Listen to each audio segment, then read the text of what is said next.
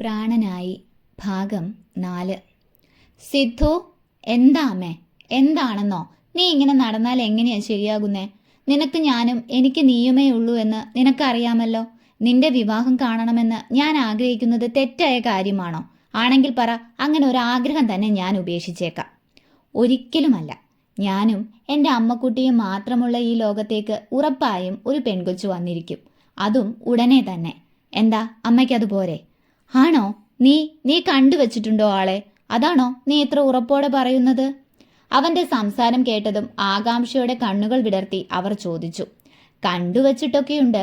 എന്തായാലും ആളെ ഞാൻ കയ്യോടെ ഇങ്ങോട്ട് കൂട്ടിക്കൊണ്ടുവരുമ്പോൾ അമ്മതേ ഈ 2 കൈയും നീട്ടി സ്വീകരിക്കും എന്നെനിക്ക് ഉറപ്പാ. ആഹാ, അപ്പോ ഞാൻ അറിയുന്ന കുട്ടിയാണോ? ആരട മോനെ ആള്?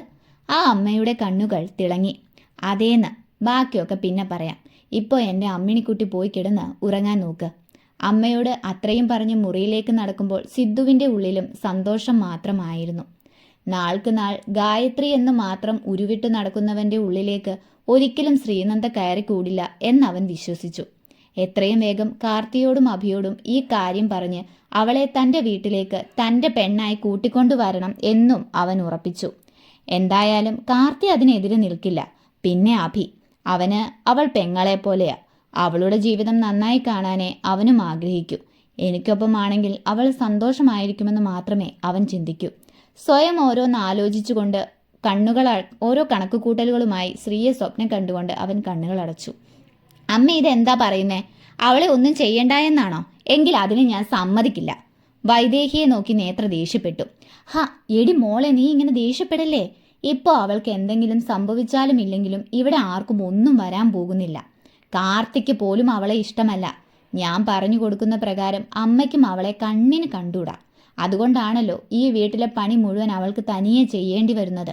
മിച്ചം വരുന്ന ആഹാരം പോലും അമ്മ പറഞ്ഞിട്ട് അവൾക്ക് പോലും കൊടുക്കാതെ ജാനുവ തൊഴുത്തിലെ പശുക്കൾക്ക് കൊടുക്കുന്നത്. അതെന്തെങ്കിലും ആയിക്കോട്ടെ, പക്ഷെ അമ്മേ, എടി അങ്ങനെയാണെങ്കിൽ അവൾ ഇവിടെ നിൽക്കുന്നതിൽ നമുക്കെന്താ പ്രശ്നം? അവൻ അവളെ തിരിഞ്ഞു പോലും നോക്കുന്നില്ല. ഇനി നിന്റെ പ്രശ്നം അവളുടെ കഴുത്തിൽ കിടക്കുന്ന താലിയാണേൽ അത് അഴിച്ചു മേടിച്ചാൽ പോരെ? എന്തായാലും നാളെ ആവട്ടെ, അതിനൊരു പരിഹാരം നാളെ തന്നെ ഉണ്ടാക്കാം.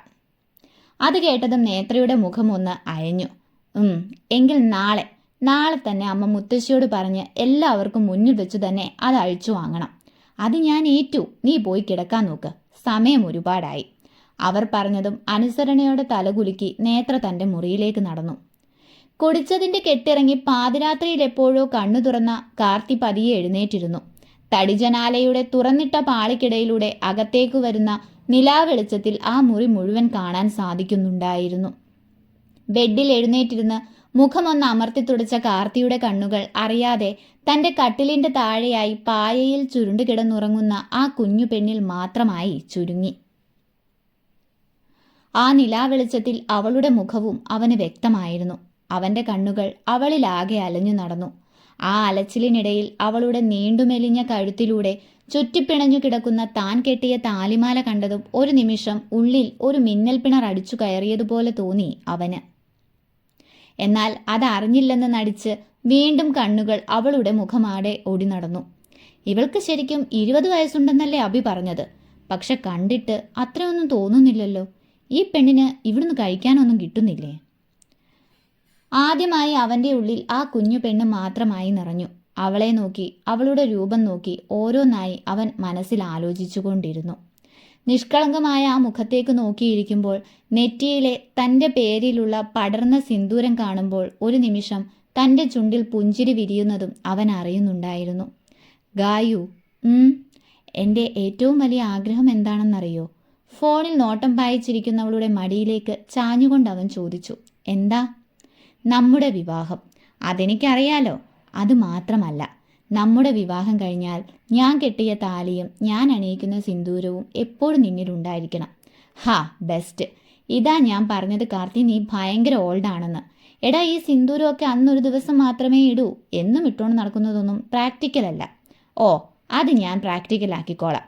പിന്നെ ഞാൻ അന്നും ഇന്നും ഇനി എന്നും പഴഞ്ചൻ തന്നെയായിരിക്കും. അവൾ പറഞ്ഞത് ഇഷ്ടപ്പെടാതെ മുഖം തിരിച്ചുകൊണ്ട് അവൻ പറഞ്ഞതു.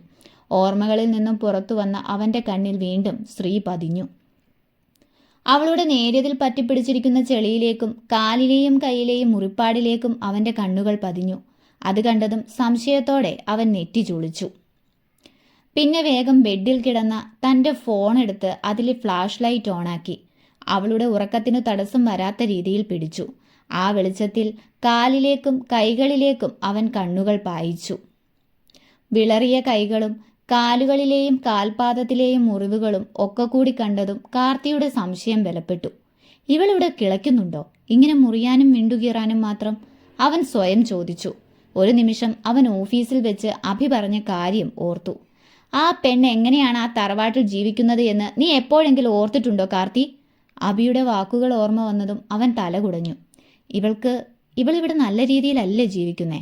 ഞാൻ താലി കെട്ടിയ പെണ്ണല്ലേ? അപ്പോൾ ആ അംഗീകാരവും അവകാശവും ഇവൾക്ക് ഇവിടെ നിന്നും കിട്ടുന്നില്ലേ? ഉണ്ടാകും, അല്ലെങ്കിൽ ഇവൾ മേടിച്ചെടുത്തിട്ടുണ്ടാകും.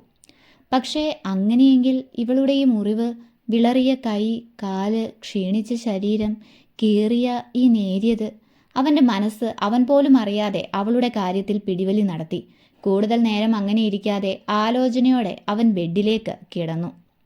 നിമിഷങ്ങൾക്കുള്ളിൽ താഴെ പായയിൽ കിടക്കുന്നവളിൽ ചലനമറിഞ്ഞതും അവൻ വേഗം തൻ്റെ കണ്ണുകൾ അടച്ചു. കാലിൽ എന്തോ സ്പർശനമറിഞ്ഞതും പാതി തുറന്ന കണ്ണുകൾക്കിടയിലൂടെ അവൻ കണ്ടു തൻ്റെ കാലിൽ തൊഴുതു നമസ്കരിക്കുന്നവളെ. അവൻ്റെ മുഖം ചുളിഞ്ഞു. ലൈറ്റ് പോലും ഇടാതെ പായമടക്കി തുണിസഞ്ചിയിൽ നിന്നും എന്തൊക്കെയോ എടുത്ത് മുറുക്കി പുറത്തേക്ക് ഇറങ്ങുന്നവളെ സംശയത്തോടു കൂടിയാണ് കാർത്തി നോക്കിയത്.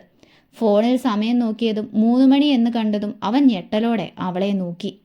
ഈ പെണ്ണി പാതിരാത്രി ഇത് എങ്ങോട്ട് പോവാ? എങ്ങോട്ടേലും പോട്ടെ, എനിക്കെന്താ? അല്ല, അവളെന്തിനാ എൻ്റെ കാലിൽ പിടിച്ചേ? ഇനി ഇവിടുന്ന് ഒളിച്ചോടി പോകുവാണോ? അങ്ങനെയാണേ ഈ തുണിസഞ്ചിയും കൊണ്ടുപോകേണ്ടതല്ലേ?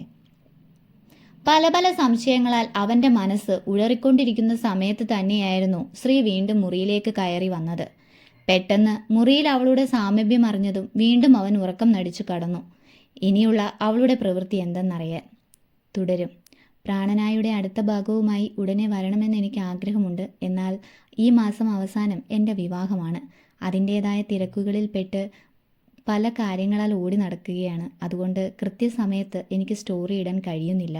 എങ്കിലും ഈ സ്റ്റോറി പൂർത്തിയാക്കിയിട്ട് മാത്രമേ ഞാൻ നിങ്ങളോടെല്ലാം വിട പറയുകയുള്ളൂ. എല്ലാവരും മനസ്സിലാക്കുമെന്ന് വിചാരിക്കുന്നു. നിങ്ങളുടെ സ്വന്തം നില.